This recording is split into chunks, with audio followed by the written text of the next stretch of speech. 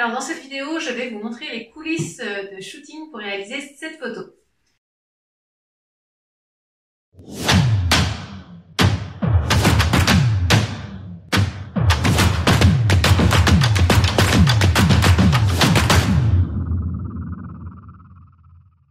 Bienvenue sur la photo culinaire, je suis Mélanie Roussel, créatrice de recettes, styliste et photographe culinaire. Et sur cette chaîne, je vous partage toute mon expérience, tous mes conseils pour que vous aussi, vous puissiez réaliser des photos alléchantes dont vous êtes fiers. Si vous êtes intéressé par la photo culinaire, abonnez-vous à la chaîne, je publie une vidéo tous les samedis. Et puis si vous voulez davantage d'informations, vous pouvez également télécharger mon guide sur le matériel en photo culinaire sous cette vidéo dans la description. Alors cette vidéo, son sujet principal, ça va être des cornichons, pour vous montrer aussi que l'on peut très bien s'entraîner à la photo culinaire sans forcément passer beaucoup de temps en cuisine et que l'on peut sublimer un légume, un produit qui n'est pas forcément le produit le plus sexy de la terre et pas forcément besoin de créer une recette très compliquée avec un stylisme culinaire très compliqué pour pouvoir faire quelque chose de beau. Donc c'est ce qu'on va faire aujourd'hui avec des cornichons. Mon sujet, je vais le placer au centre puisque c'était un petit peu le défi de ce mois-ci sur mon compte Instagram. Et puis pour ajouter de l'intérêt à la photo, je vais surtout jouer avec la lumière. Donc je vais avoir un stylisme très minimaliste. D'ailleurs, je ne mets pas de fond. Là, j'utilise ma table Ikea qui est toute blanche. Je vais avoir juste une assiette sur laquelle mettre les cornichons. Donc pour cela, j'ai hésité entre trois possibilités. Premièrement, ce sont ces dessous de verre, mais qui sont avec beaucoup de texture et de relief, et j'ai peur que ce soit un petit peu en concurrence avec le cornichon qui lui aussi a beaucoup de texture, et j'ai vraiment envie de mettre en valeur cette texture là. Donc je vais plutôt opter pour quelque chose un peu plus lisse. Et donc les deux autres options que j'ai sélectionnées, c'est une petite assiette comme ça de céramiste ou une petite assiette encore plus petite, genre une assiette à pain avec des petites taches, donc qui est mouchetée, qui vient chez Monoprix.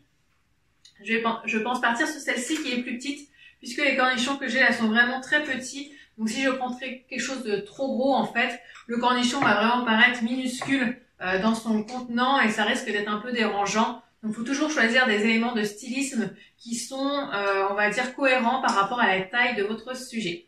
Donc je vais dresser mon cornichon. Donc pour cela, je vais sélectionner plusieurs cornichons.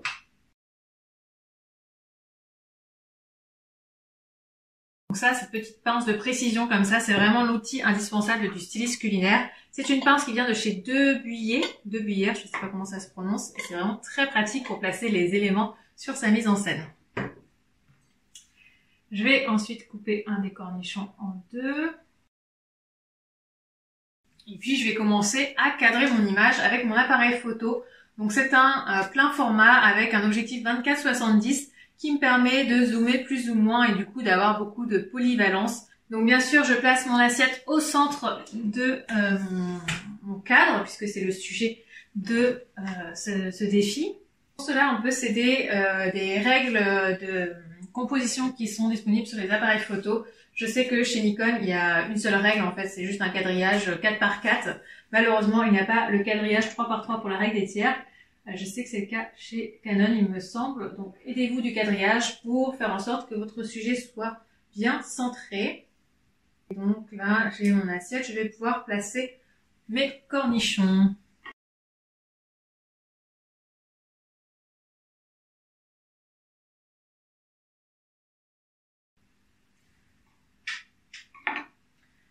Ok, maintenant je vais m'occuper de la lumière.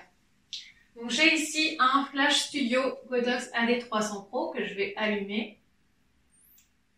Et puis comme vous pouvez le voir, il n'y a pas de moduleur de lumière, pardon. Donc je vais avoir une lumière dure et c'est ça qui va m'intéresser. Donc je vais commencer à faire quelques shooting tests. Ok, donc là je suis à une puissance de 1/16e, donc ce qui est quand même assez élevé parce que j'ai une ouverture de 8 pour pouvoir enlever la lumière continue que j'ai là sur mes photos, donc pour avoir uniquement la lumière du flash qui est prise en compte. Donc là mon sujet est correctement exposé, mais c'est très plat comme photo en fait. Là je trouve que ça manque, c'est vide, l'assiette fait vide. Donc je vais rajouter des petites choses. Donc tout le secret réside à placer les cornichons de façon assez naturelle, alors qu'on les place un par un à la pince. Mais il faut que ça paraisse naturel, que ce soit pas placé de façon trop symétrique, parce que sinon on va voir que c'est fait de façon artificielle. Donc il faut que cela reste, que cela fasse naturel.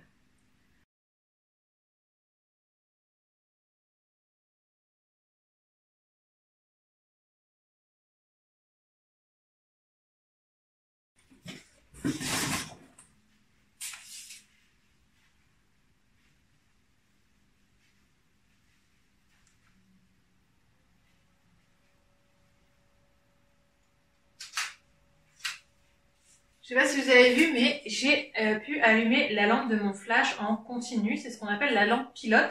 Ça, c'est pas forcément disponible sur les flash Cobra, ça l'est sur les flash Studio. C'est-à-dire qu'on a la possibilité d'avoir une lumière continue de moins grande intensité que le flash, mais qui nous permet de voir un petit peu les réglages que l'on va faire au niveau de la lumière, donc sa direction notamment.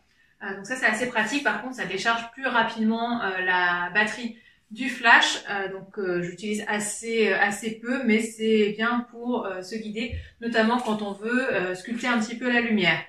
Donc j'ai utilisé ça, donc ça c'est quelque chose que j'ai fait maison, dont je vous ai parlé sur Instagram, ce qu'on appelle un Q-Coloris. Donc c'est quelque chose que l'on va venir mettre devant sa source de lumière, qu'elle soit continue ou flash, généralement c'est de la lumière artificielle, pour donner l'impression d'avoir une lumière naturelle, mais avec des ombres. Donc par exemple, ça c'est pour reproduire la lumière quand on est sous les arbres. Donc on va avoir des moments où on va avoir de la lumière brute du soleil, la lumière dure, et puis certaines zones où la lumière va être beaucoup plus douce parce que filtrée par les feuilles des arbres.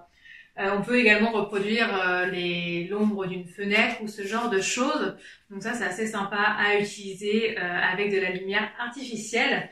Donc j'avais utilisé la lampe pilote pour pouvoir voir un petit peu où était la lumière dure, de façon à ce que j'ai mon sujet ici qui soit bien éclairé. Et donc on a ce rendu-là. Et je trouve tout de suite que ça ajoute de l'intérêt à notre image. On a une image qui est beaucoup moins plate.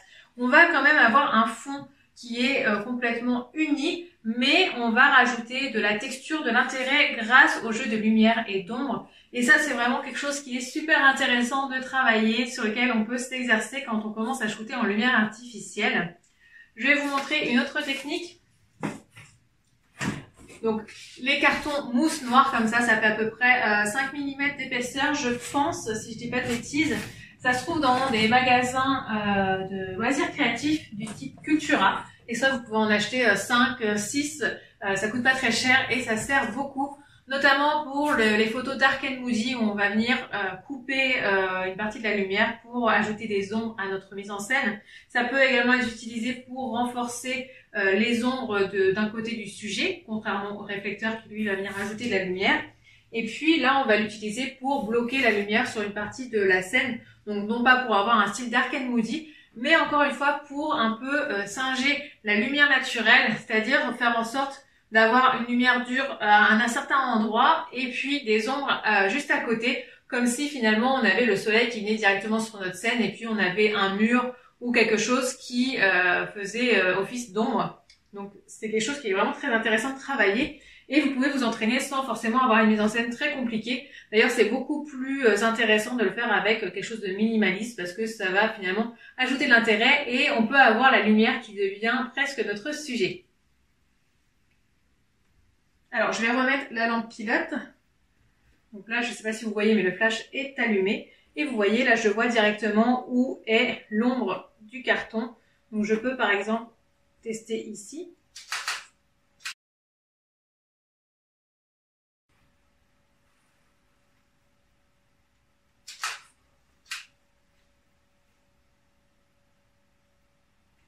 Voilà, là on a quelque chose de beaucoup plus linéaire, on a donc une diagonale et finalement c'est notre lumière qui va jouer le rôle de ligne directrice.